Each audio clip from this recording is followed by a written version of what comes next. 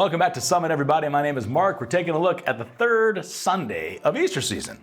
Down through Easter, through Divine Mercy Sunday, let's get into Easter season, third Sunday. Now, have you ever had a great meal at a new restaurant? You ever seen a movie that just blows your mind? How about a great song that comes out, that gets dropped, and you hear it on Spotify, you hear it on iTunes or something, you're just like, oh my gosh. What's your natural response to a great meal, great movie, great new song? I'm going to tell nobody. I don't want anybody to know about it.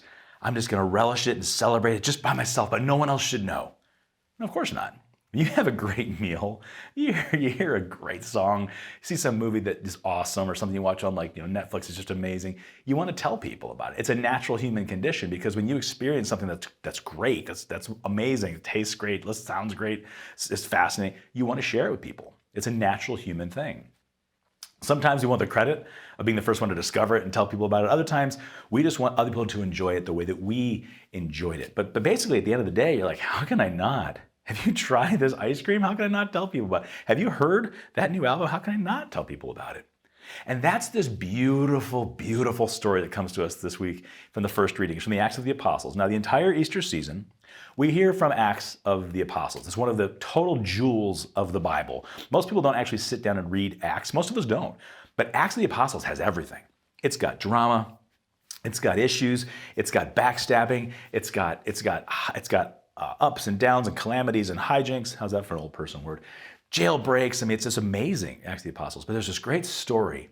And they bring Peter and the apostles before them, okay? So now you have the people, you have the Pharisees, the Sadducees, the Sanhedrin, and they're all locking horns. They're all getting into it with the apostles. And they bring them forward and they say, listen, we told you to stop preaching in that guy's name, that carpenter's name, okay, this guy Jesus. We told you to stop preaching in his name. We killed him. So knock it off. You know what Peter says? They look back and they say, listen, you told us not to speak in his name. How can we not? How can I not share about the greatest person that ever lived? How can I not share about the fact that that person that you had killed rose from the dead? Hey, if you want to kill me, but you're not going to silence me. How can I not talk about it? Are you kidding me? And think about this. Would you be this bold and say this to someone's face, knowing that they could probably have you arrested at very least, or possibly even executed, after you already saw your former boss get executed? Would you be this bold?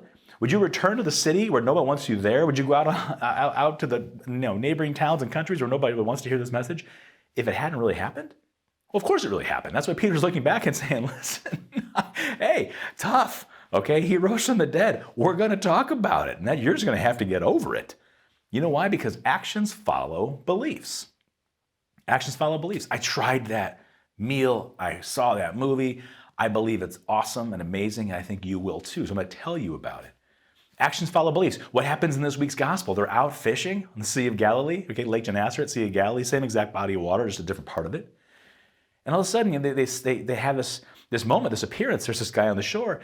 And when Peter realizes that it's Jesus, this resurrection appearance, when he realizes it's him, what does he do? He jumps into the water, clothed. He jumps into the water and starts swimming. Why? Because actions follow beliefs. And Jesus looks at Peter. They're sitting beside a fire. And the last time that Jesus and Peter were beside a fire was on the night of Holy Thursday. And it says Peter's warming himself by the fire when he denies Jesus 3 times, right?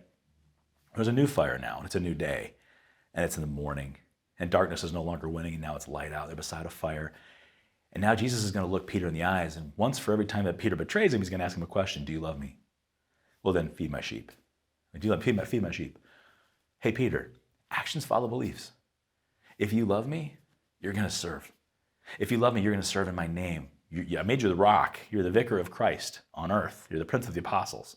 You're the guy. If you love me, serve. My brothers and my sisters, this same question that he puts to Peter, he puts to us today.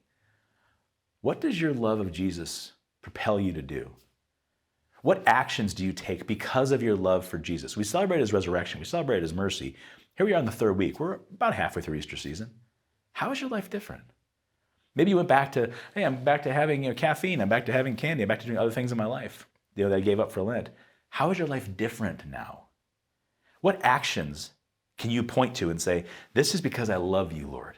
This is because of my belief in the risen Lord Jesus. How do you share about him? When it comes to people that you know at work, at school, in your home, How can I not?